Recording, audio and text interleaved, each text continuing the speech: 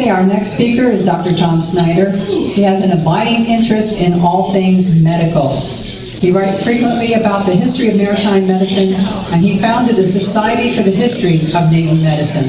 So I think all of us want to pay attention, and that would include the past Commander General Ken Johnson. Okay, everybody gets settled. I will turn over control to Dr. Snyder.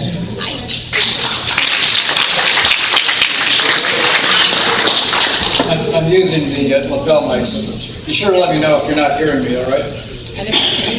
We're disconnecting this one so you don't get the feedback screen in your ears. The first screen's up. Okay. Listen, just by way of introduction, you know, medical doctors in the West, often classically educated, which means, and with knowledge of Greek and Latin, which means they could read the original writings in the Hippocratic corpus, or Aristotle or Galen's writings, the other ancient medical writers. They were the first to take up the study of the history of our arts in the 19th century. And it's only really been since about the mid-1900s that the PhDs have come into this enterprise, and I would say professionalized it. Yet, much like the history of military medicine, there is this wonderful melding or hybridization of those who create the history and those who study it and write about it in medicine as well as in the history, in military history. I kind of took this up when I retired from my practice at Kaiser Permanente, and when I retired to the Navy Reserve. My work started really with research on the Navy's first hospital on the West Coast at Mare Island. Along the way, as the Commander General mentioned, I founded a scholarly society. That society now sponsors academic panels at historical meetings and medical historical meetings. We also sponsor travel grants and research grants for graduate students in the history of medicine. And just this past year, we established a biennial book prize, the Harry D. Langley Book Prize in the history of maritime medicine. I mentioned Harry because he is a pioneer in this area of the history of medicine. He wrote the first book, the History of Medicine in the early U.S. Navy. He wrote that book in 1995, and he's a beloved figure in our field. When Commander General Lockwood asked me to talk about Navy medicine and our wars in the Mediterranean and the Middle East, I jumped at this chance. I want to talk just a moment about the term Araby. I was walking down the passageway this morning, and the Padre stopped me and said, "So, are you going to do the Sheikhs of Araby singing?" My answer was, "You don't want to hear me sing anything." But while dictionaries refer to the term as an archaic or romantic term for Arabia, I expand the connotation of the term to include the larger Arabic world, and you'll see why. This paper is intended to be a compare and contrast study of the medical care and its delivery in our Navy during the Arabic Wars of the early 19th century and what we experienced in the Middle East and in Afghanistan in the 21st century. John, the next slide, please.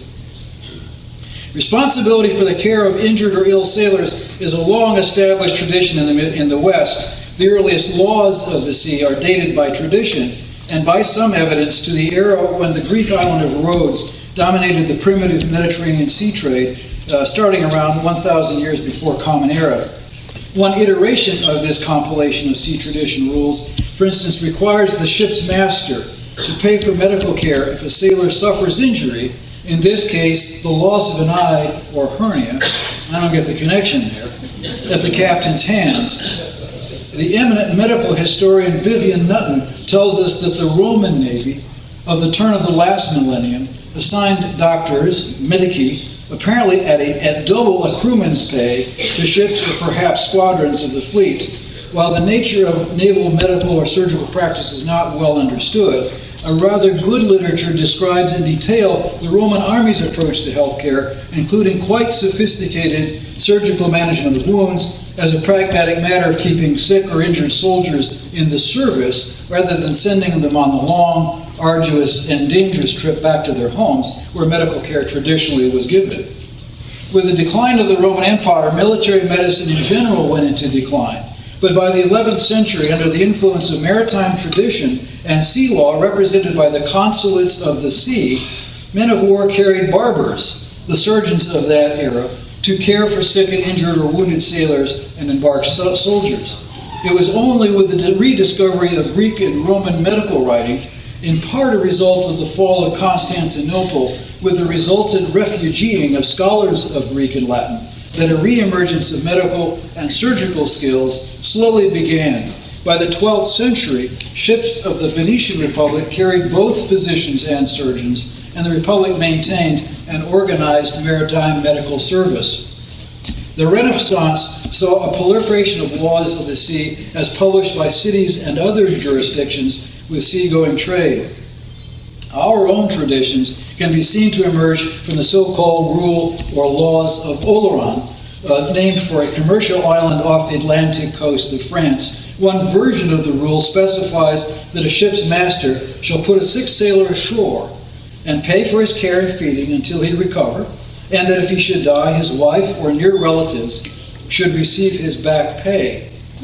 A half century after Eleanor of Aquitaine's husband was crowned the English King Henry II, the all-around body of rules were adopted into British law and modified and enlarged through the ages, resulted in the evolution of a naval medical service and ultimately the construction of hospitals and homes for the care of sick and injured sailors in England.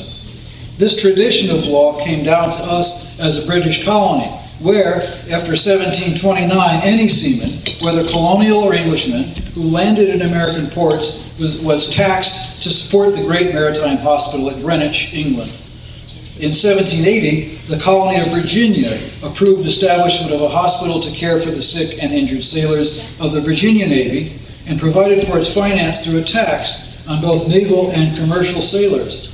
Several other states made similar arrangements, but it was not until 1798 that Congress approved legislation that provided for the care of sick and injured merchant seamen by means of a deduction of 20 cents a month from their pay. Congress extended this provision to sailors, officers, and Marines of the Navy a year later. Next slide. Here I show on the left an example of an emerging scientific medicine. This is British Naval Surgeon Lind in his studies confirming the value of citrus in treating and preventing scurvy, and on the right of an ancient mode of therapy, bloodletting. The device on the right, the far right, is a lancet used for cutting into a vein. The adjacent image is a scarificator. These little blades pop out. You put it on the skin and they pop out and it induces bleeding. The notion here is to let blood out over an area of inflammation or congestion. In the early 19th century, the most widely accepted general theory of disease is that it represented an imbalance of the system, either in the direction of excitement or its opposite, enfeeblement. Treatments were therefore aimed at reversing these imbalances. For example, most fevers were interpreted as manifestations of too much excitement, and a common treatment was to tip the balance toward enfeeblement by bleeding the patient, often at a pint or more a go. You can imagine after a few pints you'd be pretty feeble, huh? Other enfeebling regimens included cathartics and vomiting-inducing medicines. Now, very few targeted treatments were available at that time, among which was the drug calomel, a mercury-based drug, which was used to treat syphilis with success. You treated it until their gums bled, and then you knew they had enough mercury on board, and that's how you knew you were doing well. Peruvian bark, which contains quinine, then effective in treating malaria, was used for fever. Malaria, fever, any fever, quinine, not very scientific thinking. And as we see here, the use of citrus for prevention or treatment of scurvy. Interestingly, as an American sidelight, while lime juice had been a part of the recipe for grog in the Royal Navy from 1747, because of its proven anti-scorbutic effects, the eminent American naval surgeon Edward Cutbush, in his 1808 treatise Observations on the Preservation of the Health of Soldiers and Sailors, seemed not to have entirely bought into the idea, as he says, quote, "When in countries where limes or lemons and sugar can be purchased cheap, it would be well to issue that to make punch, which would counteract any tendency to scurvy that might be present in the crew." Next slide, please. The first meaningful U.S. naval force arrived in the Mediterranean ship by ship throughout 1802. The frigate Chesapeake was the flagship of this squadron, and here I show a depiction of the sickbay of Chesapeake's sister ship, the USS Constitution. Look for the red oval in the image on the right. In this space below decks, and generally devoid of natural light and fresh air, the ship's surgeon and his assistants, an assistant surgeon or surgeon's mate, and a lolly boy, I suppose that would be the equivalent of a junior corpsman in this person's army, would care for sailors who were too ill to work or who were convalescing from debilitating injuries. In an era when men did not have the benefit of modern scientific knowledge, deaths from disease greatly outnumbered those from combat. Yet common sense and an emerging experience led Cutbush to recommend attention to, quote, the following leading particulars. First, in keeping the ship dry and properly ventilated. Secondly, in attending to the cleanliness of the crew in their persons and clothing. Thirdly, in their avoiding cold, fatigue, and intoxication. Fourthly, in keeping them warm by fires in the winter season. Fifthly, in preserving an exact and regular discipline, and in furnishing the crew with sound, wholesome provisions and water. He goes on, if contagious disease appear on board, 1, separate the sick from the well and prevent all unnecessary communication with the sick berth. Secondly, keep the ship clean, dry, and properly ventilated. Thirdly, let the men avoid cold, fatigue, and intoxication. Fourth, dissipate moisture betwixt the decks by means of fires. Fifthly, avoid depressing the spirits of the people by unnecessary severity, an argument against the whippings which were common in those days. Sixthly, let the berth deck be frequently whitewashed with lime. Unquote. Now, based on the principles laid down by Cutbush, we may conclude that he placed much emphasis on the prevention of disease by encouraging cleanliness of both ships and men, and by providing a more healthful environment and decent food. Although medicos in the early 19th century had no idea of bacteria or viruses as the cause of disease or of the mechanisms of contagion, they did get the public health principle of isolating the sick quite right. The beneficial effects of whitewashing appear to be limited to making a dark space like the berth deck appear brighter, and that whitewash, essentially a lime paint, that whitewash and essentially lime paint traps dirt and insect parts, in effect promoting cleanliness, and also may have mild antibacterial effects, is discussed mainly in modern building treatises. Next slide, please. Here's a depiction of the cockpit of the USS Constitution in the red oval. This is where the surgeon and his assistants would care for battle casualties. Such care was pretty much limited to stopping hemorrhage with tourniquets or ligature, that is the tying off of bleeding vessels, dressing of wounds, or amputating limbs. The commonest combat injury to sailors in this era was from flying wood splinters. And these produced terrible, shredding-type wounds. In these cases, the surgeon's task was to remove as many of the splinters as possible, because it was thought these splinters were the direct cause of lockjaw. Now we know, of course, that lockjaw is caused by the bacteria that were there, but at the time that was the assumption, the belief. The surgeon would also cleanse the wounds with water and vinegar. We now know that that probably has some antibacterial effect, and apply ointments and dressings. Part of the surgeon's cockpit kit was a pail of sand. It could be spread on the deck so the surgeon and his assistants might keep their footing when it became slippery from spilled blood.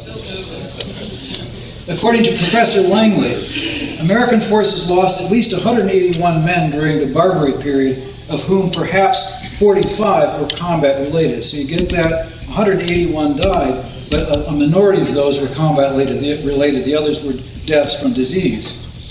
3 men, including 2 medical officers and 1 Marine Corps lieutenant, died as a result of duels. Next slide. Duels. Yeah, they still had duels back in the day. Medical officers, for gosh sake. The ketch Intrepid was built in France in 1798 for service in Napoleon's Egyptian campaign. Later, she was sold to the Bay of Tripoli and took part in the capture of the USS Philadelphia in October 1803, subsequently taken by Lieutenant Stephen Decatur while she was transporting a cargo of female slaves. he commissioned her into the U.S. Navy as USS Intrepid. She lived up to her name, participating in Decatur's daring action to retake and burn the Philadelphia in February 1804. Mediterranean Squadron Commodore Edward Preble noted in a diary entry dated 9 July that he had designated the ketch as a hospital ship. According to the ship's history, this was from 1 June. She served in this role through July, by which time Commodore Preble likely had in hand the Secretary of the Navy's instructions authorizing him to establish a naval hospital ashore in Syracuse, Malta, or some other agreeable place. Thus was the very short career of the first known U.S. Navy hospital ship. Next slide, please. After several months of considering ideal sites, many were rejected because of the ease with which sailors could desert from them. A house large enough to accommodate 100 men was secured in Syracuse, Sicily. Surgeon Cutbush was put in charge of the place in November 1804, and about 100 men, sailors, Marines, and other sailors, received their treatment there. A treaty of peace with Tripoli in 1805 made this hospital redundant, and Cutbush was ordered to close the facility in April 1806. This photo was actually given to me by the historian at the Bureau of Medicine and Surgery. The building still stands in Sicily, in Syracuse, rather. Next slide, please. Upon cessation of the War of 1812, the Navy returned to the Mediterranean because the Algerians had resumed their depredations upon American merchant shipping. Navy Secretary Crowninshield intended that a naval hospital be established early on. Commodore Chauncey fancied Port Mahon on the island of Minorca off the southeastern coast of Spain, but the Spanish government waxed and waned in its support of the notion. Accordingly, a, quote, hospital of sorts, this is Professor Langley's quote, was established there during the American squadron's winter over in 1816-17, only to be taken down when the Spanish essentially kicked us out due to our support of South American independence movements. A hospital established on the river Arno at Pisa, Italy, lasted only a short while because it was too far from most naval activity. It closed late in 1821. Meanwhile, by 1825, relations between the U.S. and Spain warmed sufficiently that a naval base was established at Port Mahon, and with it, a naval hospital on Quarantine Island there. This hospital, recently celebrated as the first ever permanent overseas U.S. naval hospital, remained in business for nearly 20 years. The naval order was part of we paid in part for the placement of John's plaque. And you have to go back to that. Yeah, you see the plaque over on the left-hand side. Next slide. The only record of naval medical interaction with the inhabitants of the Barbary States that I've been able to find is born in the journal of Dr. Jonathan Cowdery, a Navy surgeon held captive after the Tripolitan capture of the USS Philadelphia. Within 2 months of his capture, Dr. Cowdery had been summoned to care for the Pasha and his officers, and by early February 1804 was requested to be the physician to the Pasha's family. So impressed was the Pasha, this is Cowdery's own writing, so I don't know whether this is a little puffery or not, but so impressed was the Pasha with Dr. Cowdery's cure of his very sick son that Cowdery worried he would not be released with the rest of the Americans come the time the U.S. government paid the required ransom. At one point, he purposefully bungled a finger amputation on one of the Pasha's soldiers and hoped that the Pasha would lose faith in his skills. It didn't work, and in fact, so pleased was the Pasha with Cowdery's work overall that he at one point told the doctor he would not take $20,000 for his release by comparison with the $50 for each of the other prisoners. Cowdery never mentions caring for Tripolitan commoners, but actually seemed quite comfortable rubbing elbows with the Tripolitan aristocracy. Next slide, please. My original intent here was to compare and contrast Navy medical care between the 19th and the 21st century.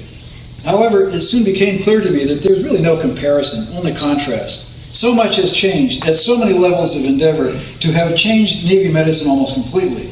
First is the matter of physical diagnosis, the interpretation of symptoms, what the patient reports, and signs, what the physician observes, to diagnose illness. The system of physical diagnosis became, with the 1760 discovery of percussion. That's the first symbol on the left side, the first image on the left-hand side there. The tapping of certain body parts, say the chest, to determine if there's fluid where it doesn't belong. Next came the stethoscope. In 1816, this permitted physicians to listen for abnormal sounds in lungs, heart, and vessels, and the abdomen, and to interpret them. The inventor of the stethoscope, Linneck, was also the first to correlate his physical findings, what he heard, with what he saw in autopsies, and thereby began a system of thought about disease processes and how to diagnose them. The so-called German school of the mid to late 19th century added laboratory examinations to the diagnostic set. The ophthalmoscope, next to the left, 1850, permitted physicians to peer into the eye, called the window to the body, because many illnesses causes changes that can be seen there. The thermometer was invented in 1871, and all understand the importance of that device. Conrad Röntgen discovered X-rays in 1895, and I particularly love this image here. That's the first radiograph ever made. Röntgen took a picture of his wife's hand. And that's her wedding band there, her wedding ring. And immediately appreciated their implications for medical diagnosis. Just 3 years later, American surgeons used the X-ray apparatus extensively for localizing bullets in wounded sailors during the Spanish-American War. Radiologic diagnosis, of course, took a major leap forward with the introduction of CT scanning in the 1970s. The technique creates essentially 3D views of the inside of the body, permitting much more precise diagnosis in most cases. This is a striking image. This is a brain, of course. This is the path that a bullet took through. I mean, this is the magic of CT scanning.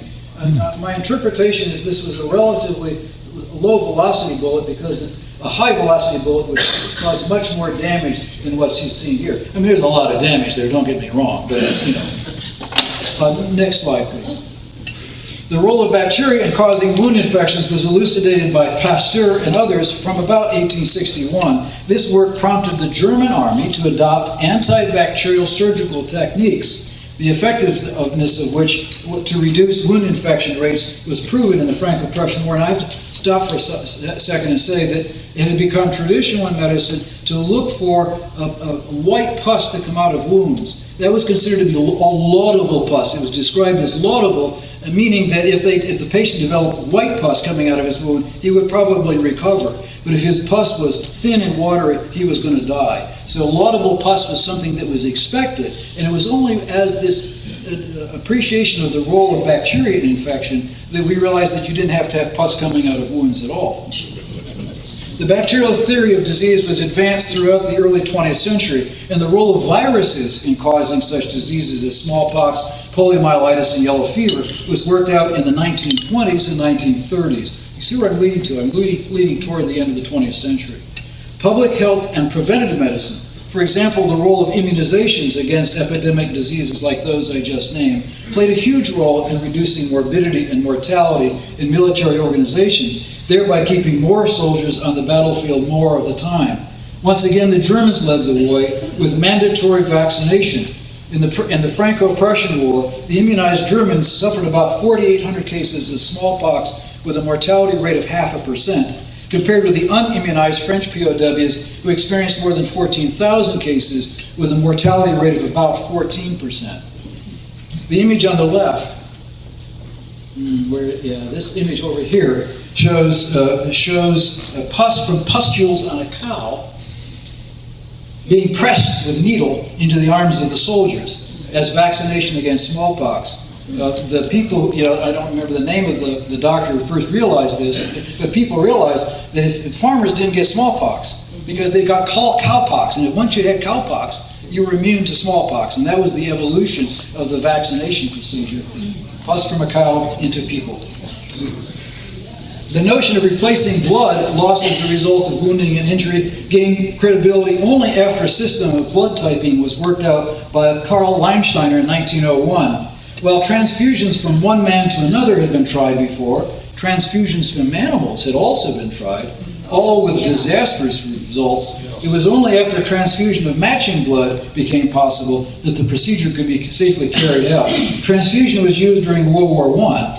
British surgeons commonly using the man-to-man technique in the early part of the war. The American Army physician Oswald Patterson came up with the idea of banking blood during that war. This played a major role in combat casualty care, but only after technical problems like keeping collected blood from clotting, preserving it in a practical transfusion setup were solved. Transfusion of bank blood became commonplace near the end of the war. The technical and practical approaches to the handling and banking of blood were refined in the interwar period, so that by the outbreak of World War II, mass collection, banking, and transport of blood to theaters of war were instituted. Some elements of the German army had their members' blood type tattooed on them.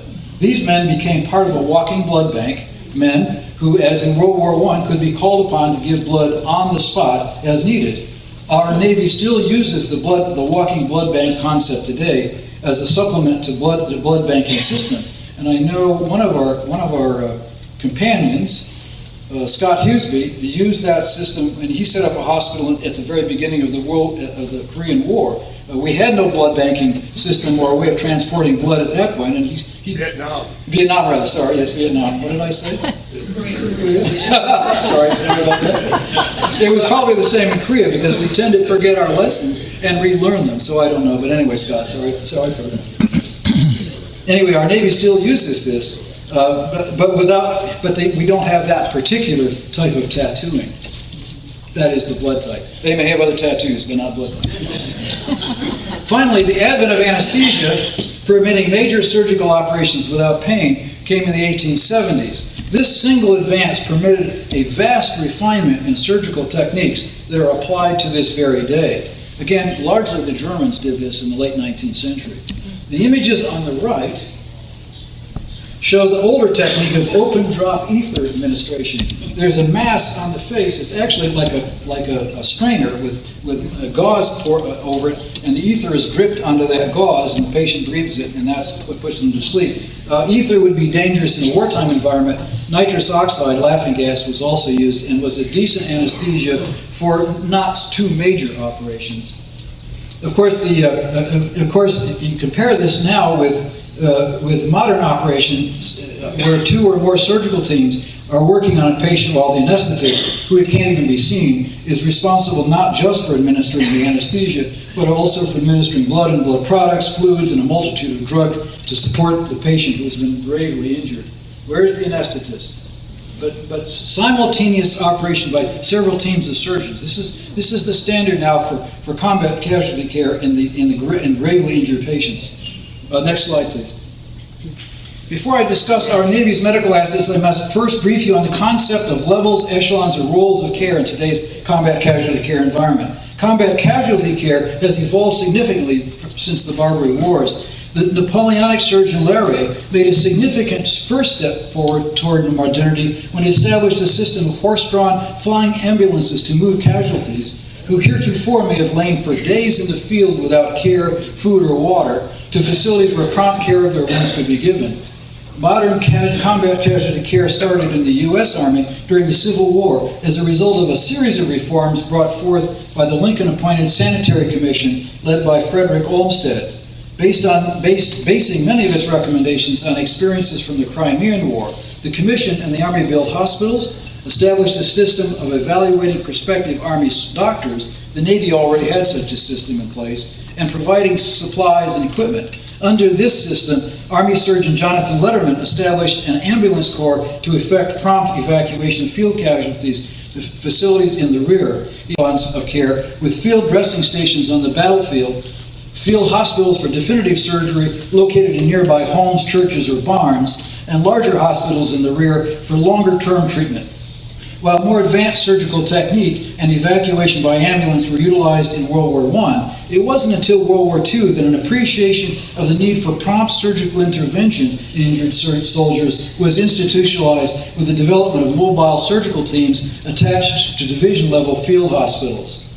Shortly after our entry into the war, it became clear that transfusion of blood was absolutely essential in the resuscitation and ongoing management of men who suffered extensive wounding, and a robust system of blood collection that I described earlier was implemented. In the Korean War, an emphasis on the treatment of shock with IV fluids and transfusion saved many additional lives. and the forward surgical care facilities referred to as MASH units, plus the use of helicopters for casualty movement, further improved outcomes for injured warriors. During the Vietnam War, emphasis was put on shortening the time from injury to surgical care by keeping medical facilities close to the area of combat by using helicopter transport. Next slide, please.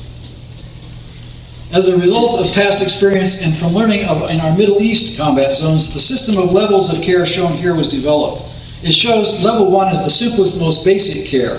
Our soldiers and Marines each carry a tourniquet with them and are taught how to apply it to stop bleeding from wounded extremities. And I have to tell you that at the beginning of this war, the use of tourniquet was controversial.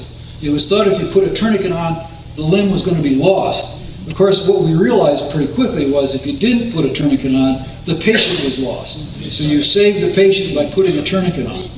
Level 2 facilities, located as close to the combat zone as is safe, offers basic capabilities to provide what is referred to as damage control surgery. In this case, for instance, if a person has an extremity wound where an artery has been shredded, you can put a shunt into that between the damaged area so blood continues to flow to the extremity, so you're less likely to lose the extremity and you save the patient from bleeding. Also, if a patient has an abdominal wound where the intestines are injured, you can fix those holes before you send the patient on so there's no further contamination of the abdominal contents. Damage control surgery. Level 3 facilities are fully capable hospitals with most specialties, ICUs, and specialized nursing care. And Level 4 facilities are specialized hospitals, research facilities, and teaching hospitals with the highest levels of sophistication. Next slide. Medical facilities aboard U.S. ships range from simple sick bays and destroyers. I was on a destroyer, and I got to tell you, that actually is pretty fancy compared with what I saw. They have nothing more than an examining table, rudimentary instruments, and an autoclave for sterilizing instruments and dressing. With perhaps 2 Navy corpsmen aboard, medical capabilities in these smaller ships is limited to simple surgical procedures, fixing wounds, removing small skin lesions and the like, routine care of simple medical problems like upper respiratory infections, and first aid, echelon level 1 care. For more serious industrial type and combat injuries, these people have to be transported quickly to larger facilities. Our aircraft carriers and amphibious landing ships can offer, when fully staffed, Echelon 2 plus to Echelon 3 care. They have complete surgical teams on board. In the instance of the USS Nimitz, for instance, they have 2 general medical officers, a general surgeon, 2 registered nurses, 1 trained in intensive care, and 1 an anesthetist, a psychologist, a physical therapist, 20 corpsmen, and a dental department. Pretty capable facilities. Patients treated there would need transport to higher levels of care only if their recovery time exceeds the time permitted by so-called evacuation policy, or if they've suffered massive injuries that will require prompt, advanced surgical and medical management. Next slide. The U.S. Navy has 2 hospital ships in active service. USNS Comfort, homeported in Baltimore at the outset of the Middle East wars, but now in Norfolk, and USNS Mercy, homeported then in Oakland and now in San Diego. Each has a bed capacity of 1,000. Both have 12 operating rooms and a radiology suite including CT scanners. They are kept in custodial status with skeleton crews, but can be activated on a 5-day schedule. Their medical staffs brought together from military naval hospitals throughout the U.S. Both ships deployed to the Persian Gulf during Operation Desert Storm Shield. Between them, they admitted nearly 1,400 patients and performed over 600 surgeries during their 6-month deployments. Comfort deployed again in 2003 in support of Operation Iraqi Freedom. In her 56 days in the Persian Gulf, she cared for 700 patients, performed 590 surgeries, and administered 600 units of blood. Her medical staff also cared for nearly 200 Iraqi civilians and POWs. These floating hospitals are capable of Echelon 3 care. I put this here for comparison. I mean, these hospital ships are huge. Next slide, please. The Navy fleet hospitals began during World War II as tent hospitals set up on remote Pacific islands to provide definitive care for injured and sick warriors in that theater. The fleet hospital concept grew as medical care became more sophisticated, and fleet hospitals became large, heavy hospitals and shipping theaters. I mean, trucks and trucks and trucks and boxes and boxes and boxes. that could be prepositioned, then moved to places of need. In August 1991, Fleet Hospitals 3, 5, and 15, each with 500 beds, were mobilized to support Operations Desert Shield and Storm. This is Fleet Hospital 3. This is a big operation. It takes a lot of trucks, I'll tell you. By the time they were demobilized 8 or 9 months later, the medical people assigned to them had cared for more than 32,000 patients, most importantly providing top-level combat casualty care. By 2003, the Fleet Hospital concept had evolved to smaller, more easily transportable modular hospitals that could be configured for specific missions. Between April and July 2003, 4 Fleet hospitals were stood up to support Operation Iraqi Freedom. Fleet Hospital 3, designated an expeditionary medical facility of 116 beds, was the first such Echelon 3 hospital to be set up in a theater of combat in southern Iraq. Within 2 weeks of its opening, its 300 personnel had already cared for 500 patients and performed more than 280 surgical operations.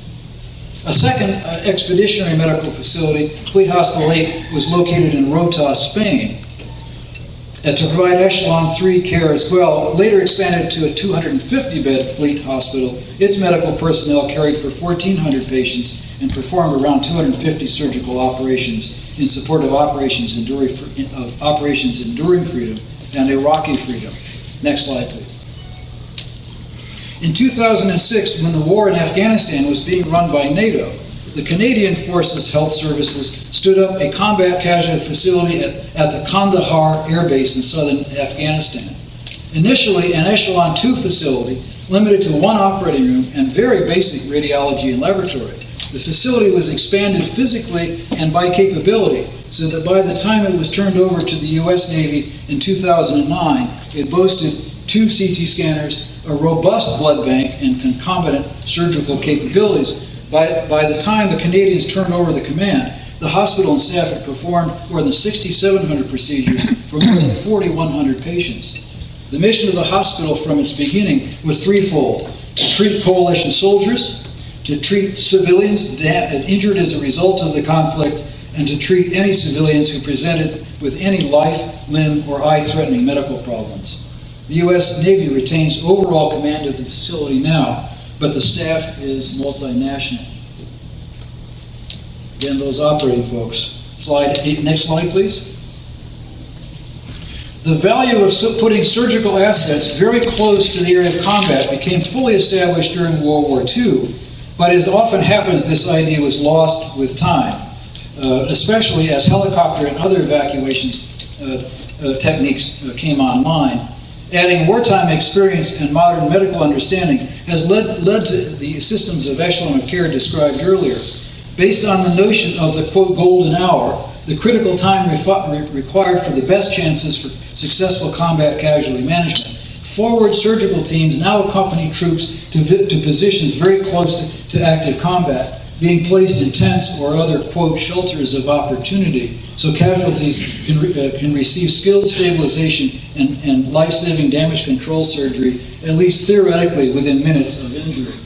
These are 3 slides actually put together by a surgeon who worked in one of these facilities. I think the center slide sort of tells the story, but the rest of it is pretty interesting graphic information as well. Casualties are then evacuated in a stepwise fashion to more sophisticated levels of care, ultimately, when necessary, arriving in high-level specialty, research, and teaching hospitals in the U.S. And I give as a very good example of this the Brooke Army Burn Center in San Antonio. It's a key example. All warriors, Army, Navy, and Marine, who suffer significant burns receive the most advanced available care at this high-level specialty research and training facility. Brooke is the place if you've got burns. And there's been so much literature on the care of burns, good literature produced at Brooke, it's just astounding. Next slide, please. The final 21st century iteration of an earlier concept is the Air Force's Critical Care Air Transport Team, not Navy, but in this era of jointness, part of what we do together as a military organization in this country. The first reported aeromedical evacuation was during the Franco-Prussian War. when 160 casualties were evacuated by observation balloon from Paris, then under siege. Fixed-wing aircraft soon followed, and by the end of World War I, the British were using aircraft specifically modified for medical applications. The U.S. Army Air Corps created medical air ambulance squadrons starting in 1942, and by the end of World War II, more than 1 million patients from both theaters of war had been evacuated by these means.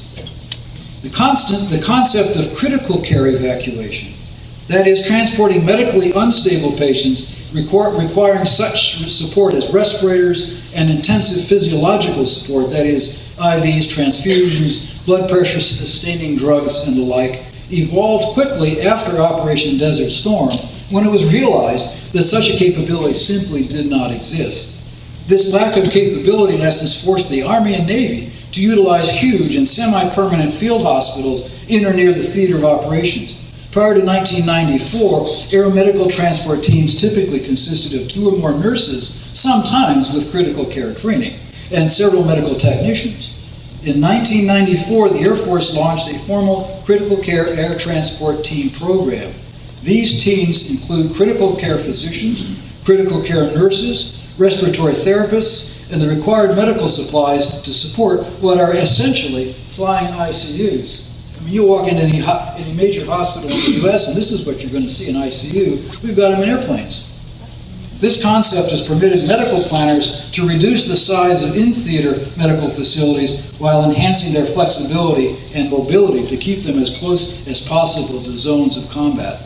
Once wounded warriors receive emergency stabilizing surgeries, they can be rapidly evacuated to more definitive care settings in Kandahar, Bagram in Afghanistan, or to Landstuhl in Germany, or even to the specialty care facilities like Brook. Next slide, please. As I said earlier, there's really no comparison between the medical care offered our sailors in the Barbary Wars and that provided today. Hippocrates, the Greek father of Western medicine, wrote on the surgery, "He who decides to practice surgery must go to war." And it is cliche nowadays to say that the surgical art and science is advanced by every war. The evolution of that art is clearly seen in this story of Navy medicine across 3 centuries. From bleeding and purging to antibiotics and transfusions, from amputations in the cockpit to damage control surgery and intensive cares in airplanes, the sophistication of knowledge and the resources brought to bear in the care of our combat casualties are beyond comparison. The one common thread throughout this story, however, is the dedication of medical people to the care of their sick and wounded military compatriots. Thank you very much.